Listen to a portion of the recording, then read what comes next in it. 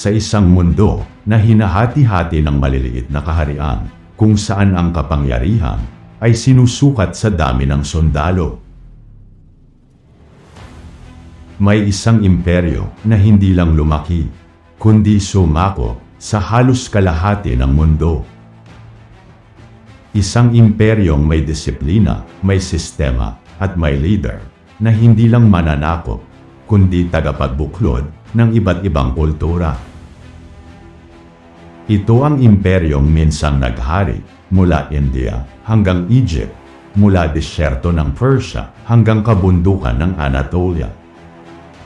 At sa loob ng mahigit 2 siglo, walang sino man ang kayang tumapat sa kanilang kapangyarihan. Pero gaano nga ba talaga kalakas ang sinaunang Iran? At bakit hanggang ngayon, ramdam pa rin ang impluwensya nito? Halina't tuklasin natin ang kwento ng isa sa pinakadakilang imperyo sa kasaysayan, ang Persian Empire. Sa bawat kwento, may saysay.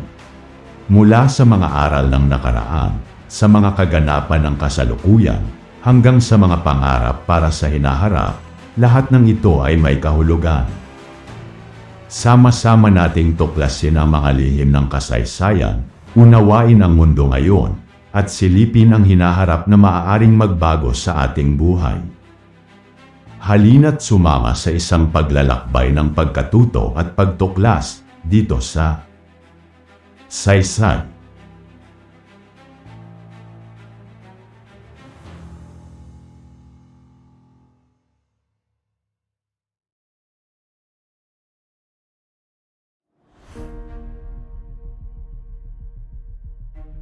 Ang Persian Empire ay hindi lang basta isang kaharian. Ito ay isang superpower. Isang makinarya ng kapangyarihan na halos walang katulad noong sinaunang panahon. Nagsimula ito bandang 550 BCE sa lupain na kilala natin ngayon bilang Iran, pero noon tinatawag itong Persia. At sa gitna ng kaguluhan ng iba't ibang tribo at kaharian, may isang lalaking tumindig, isang leader na magbabago sa takbo ng kasaysayan. Siya ay si Cyrus the Great. Hindi siya basta mandirigma, isa siyang henyo sa pamumuno.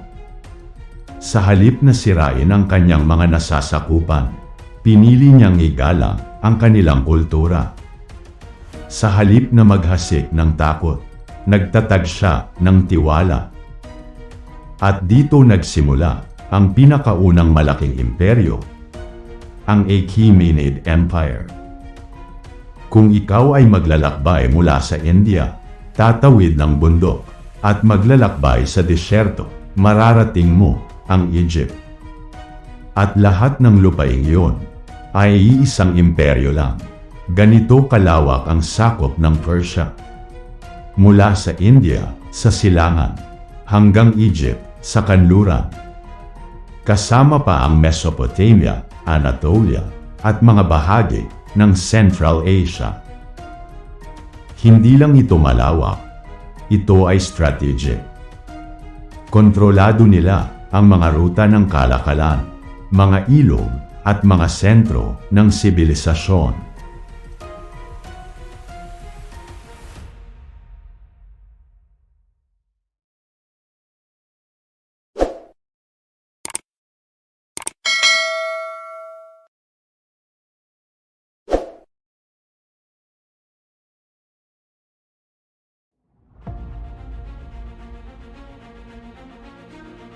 Nagsimula ang pag-angat ng Persia nang talunin ni Cyrus ang mga Medes.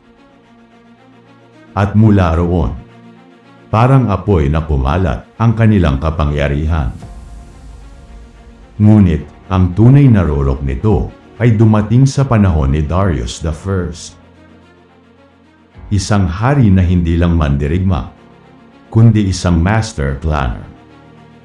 Sa ilalim ng kanyang pamumuno, ang imperyo ay naging organisado at mas lalong lumakas. Ngunit, lahat ng imperyo ay may katapusan. Noong 330 BCE, isang batang mananakop mula sa kanluran ang dumating. Siya si Alexander the Great. At sa loob ng ilang taon, ang tila hindi matitinag na imperyo ay bumagsak. Sa rulok ng kapangyarihan nito, ang Persian Empire ay sumasakop sa halos kalahati ng populasyon ng buong mundo. Mahigit 5 million square kilometers ang lawak nito. Mas malaki pa sa maraming modernong bansa ngayon.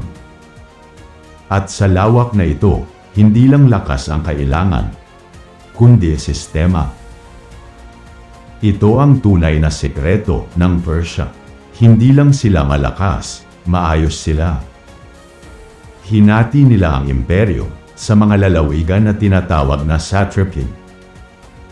Bawat isa ay pinamumunuan ng gobernador, pero may check and balance. May mga espiya ang hari, may sistema ng buwis, may standardized na batas. At higit sa lahat, may komunikasyon sa pamamagitan ng kanilang sikat na kalsada, ang Royal Road. Ang mensahe ay kayang makarating sa libo-libong kilometro sa loob lamang ng ilang araw. Ang hukbo ng Persia ay hindi lang malaki, ito ay nakakatakot. Isa sa pinakatanyag sa kanilang militar ay ang tinatawag na Immortals. Isang elite force na may eksaktong 10,000 na sundalo. Kapag may namatay, agad itong pinapalitan, kaya tila sila ay hindi nauubos. Nakipaglaban sila sa mga digmaan tulad ng Greco-Persian Wars. Mga laban na naging alamat kung saan hinarap nila ang matitinding mandirigma ng Greece. Hindi lang digmaan ang nagpapatibay sa isang imperyo, kundi pera. At sa bagay na ito, nangunguna ang Persia. Nagkaroon sila ng iisang currency, maayos na sistema ng buwis, at ligtas na ruta ng kalakalan. Dahil sa Royal Road, ang mga mangangalakal ay malayang nakakapaglakbay. At kung saan may kalakalan, may yaman. Ito ang pinakakakaiba sa Persia. Sa halip na pilitin ang mga tao, pinili nilang igalang ang pagkakaiba.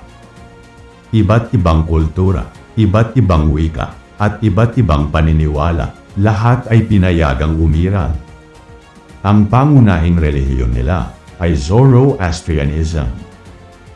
Isang paniniwala na umiikot sa laban ng mabuti at masama. At sa ganitong sistema, nagkaroon ng pagkakaisa ang napakalawak na imperyo. Walang imperyo ang walang katapusan. At para sa Persia, ang wakas ay dumating ng mabilis. Sa pagdating ni Alexander the Great, isa-isang bumagsak ang kanilang mga lungsod. Sa kabila ng kanilang lakas, hindi nila napigilan ang bilis at talino ng bagong mananakop. Noong 330 BCE, natapos ang Achaemenid Empire. Ngunit, ang kanilang impluensya ay hindi kailanman nawala.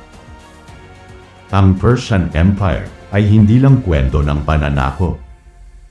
Ito ay kwento ng pamumuno, sistema, at pagkakaisa. Isang patunay na ang tunay na lakas ng isang imperyo ay hindi lang nasusukat sa espada, kundi sa kakayahang pamahalaan, ang pagkakaiba-iba ng mundo.